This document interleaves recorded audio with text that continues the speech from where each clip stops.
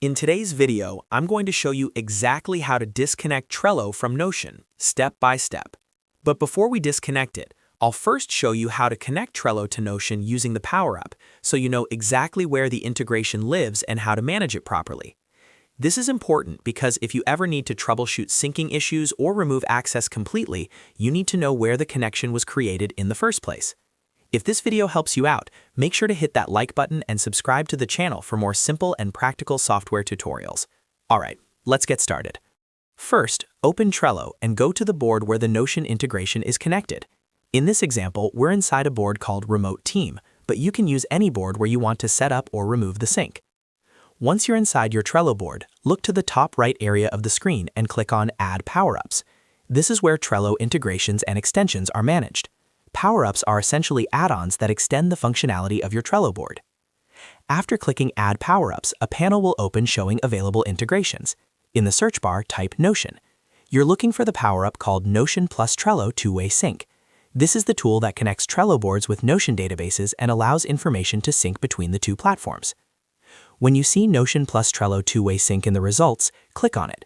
This will open the Power-Up Details page where you can review what it does and confirm it's the correct integration. Next, click the Add button. Trello will ask you to confirm that you want to add this power-up to your board. Click Add again to enable it. Once enabled, the power-up becomes active on your board and you'll be able to configure the sync between Trello and Notion. After adding it, you may notice a new option or button inside your board related to the Notion sync. This is where the connection is managed. From here, users typically authenticate their Notion account and choose which database to sync with their Trello board. Now that you've seen how the connection is created and where it lives, let's walk through how to disconnect Trello from Notion properly. To disconnect an integration, stay inside the same Trello board where the power-up is installed. Again, go to the top right section of your board and open the Power-Ups menu so you can see the list of enabled power-ups. Find the Notion plus Trello Two-Way Sync power-up in your enabled list. Click on it to open its settings. Inside the Power-Up panel, look for the Settings option. Click on Settings to manage the configuration of the integration. In the Settings area, you'll see an option to disable the power-up. Click on Disable. Trello will then ask you to confirm that you want to disable this power-up from your board. Finally, click Disable Power-Up to confirm. Once you do this, the Notion plus Trello Two-Way Sync integration will be removed from your Trello board, and the connection between Trello and Notion will be disconnected. At this point, the board will no longer sync with Notion.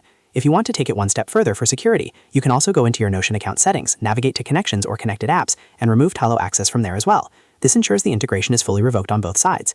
And that's it. You've now learned how to connect Trello to Notion using the Power-Up, and more importantly, how to disconnect Trello from Notion by disabling the integration properly.